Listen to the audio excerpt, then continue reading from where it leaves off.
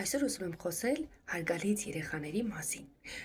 Վերջերս ինձ համար հատկապես շատ նկատելի է, որ սոցիալական ցանցերում եւ իրական կյանքում մարդիկ կարող են լինել բավական անհարգալից մեկը մյուսի նկատմամբ։ Կարող է այդ անհարգալից վերաբերմունքը տարածվել ոչ միայն տարեկից, ընկերների մեջ, այլ նաեւ իրենցից տարիքով մեծ մարդկանց, բարեկամների, երբեմն ուսուցիչների, դասախոսների եւ այլոց մոտ։ Ինչ է տեղի ունենում, երեխաները պարզապես անհարգալից են բոլորի նկատմամբ։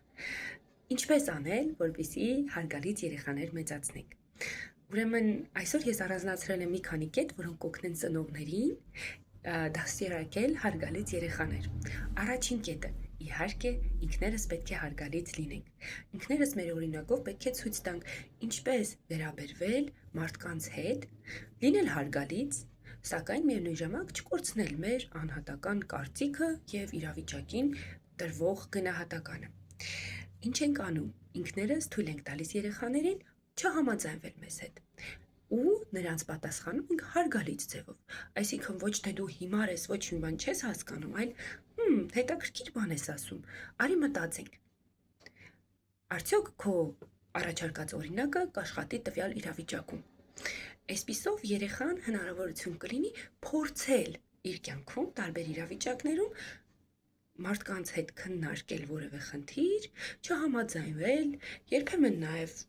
լրիվ բացարձակապես այլ կարծիքի լինել, սակայն այդ ընթացքում չկորցնել հարգալից վերաբերմունքը դիմացինի եւ ինքն իր հանդեպ։ Երկրորդը, քննադատելիս կամ քննարկելիս այլոց, հատկապես երեխայի ներկայությամբ, բայց ընդհանրապես շատ կարևոր է, որ քննադատենք արարքը, քննադատենք երևույթը եւ ոչ թե անձին։ Այսինքն չենք պիտակավորում մարդկանց, չենք ասում տվյալ մարդը հիմար է, ապուշ է կամ սրանից ինչ, չգիտեմ, մտածող, որ այսպիսի կարծիք է արտահայտում, այլ քննարկում ենք գաղափարը։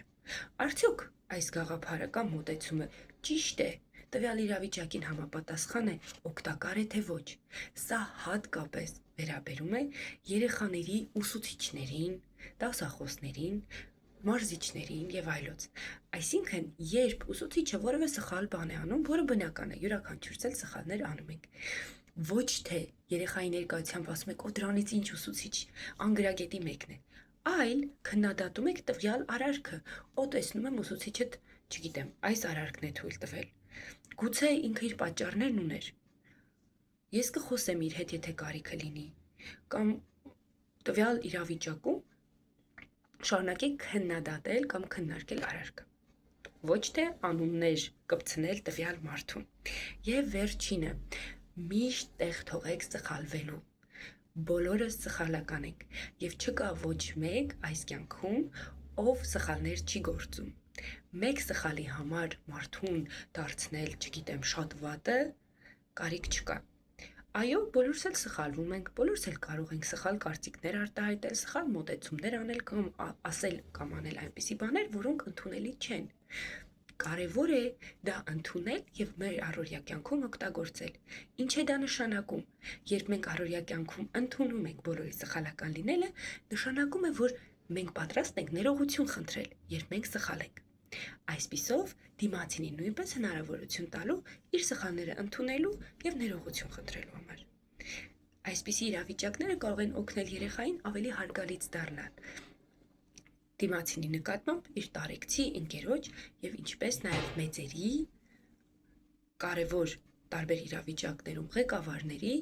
եւ ընդհանրապես մարդկանց նկատմամբ։ Շնորհակալություն։